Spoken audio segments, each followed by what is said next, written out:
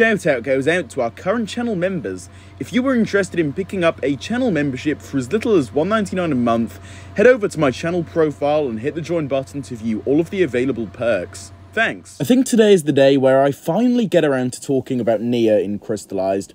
I've spoken about her here and there, but I've been mostly putting it off up until the very end so I can make a well-rounded video summing up my overall thoughts on Nia in this season.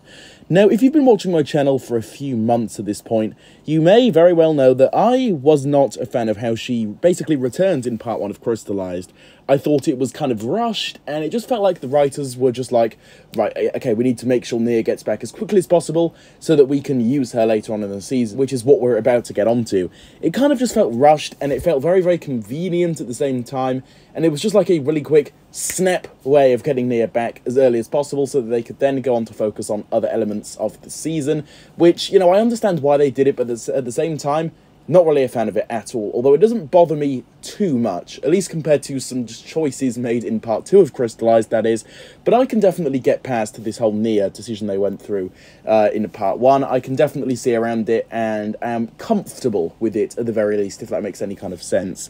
However, I did have some worries, and after rewatching part 2 of Crystalized, I think it just made things even worse with Nia in the ways that I had kind of envisioned.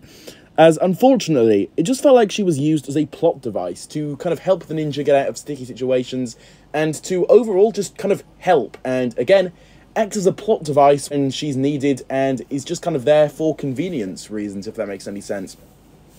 It feels as though Nia didn't really get any form of arc after she came back as a human. There was nothing really to her other than she was just kind of on go, ready to be convenient whenever the story needed her most, which I'm really not a fan of. And I know when she was first reverted back to being a human in part 1, people also did have these same worries that I had, and unfortunately it's caused for a fair bit of disappointment in the community. Now, it's totally alright if you still like Nia in the season, obviously, that is your own opinion, but me personally, I just was not a fan of it, and others clearly weren't as well in the Ninjago community from what I've been seeing over these past few days or so now. Nia just feels very convenient, and I think that's probably the most accurate way I can describe it here. She just feels very, like, on go whenever the situation calls for her, if you guys get what I mean. She's always there to kind of help out, save the ninja, and just provide pure, easy convenience for the ninja and the storyline that's happening at that specific point in time. And I think that's honestly the main reason the writers brought her back, so that she could just be used as this plot device of sorts later on in the season.